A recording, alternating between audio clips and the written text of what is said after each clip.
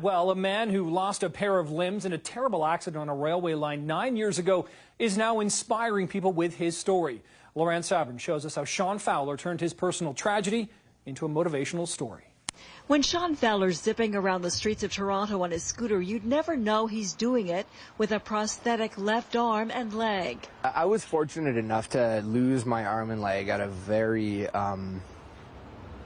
at a pivotal time in my life. In 2004, Sean was taking a shortcut across the tracks in Fort Erie when he fell under the wheels of a moving rail car. His arm and leg were severed. I don't like to talk about it too much. Back then, lying in that hospital bed, Sean was a frightened teenager. Today, he's a confident young man, in part, he says, because of acceptance. I've accepted what I've done. I've accepted my past. I've accepted what I have to do now, and I've accepted the state that I'm in. Sean's now trying to help teenagers avoid the injuries he suffered. He's a motivational speaker with a company called Parachute. The program, like the tattoo down his arm, is called No Regrets, and his message is simple.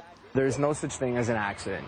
Everything is predictable and preventable, and there is no reason for anybody to be getting hurt. Sean works at a marketing firm and needs to take breaks when standing. He says his prosthetic arm is light. But my leg is about 15 pounds, so I like to equate it to like walking around in goalie pads.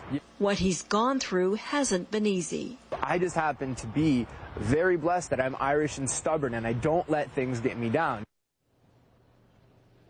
Now, Sean's also charming, a gifted speaker, anxious to tell his story and get that message out, Nick, that injuries he suffered or injuries like he suffered are certainly preventable. Back to you. All right, no regrets indeed. Thanks a lot, Laurent Sabrin, live tonight.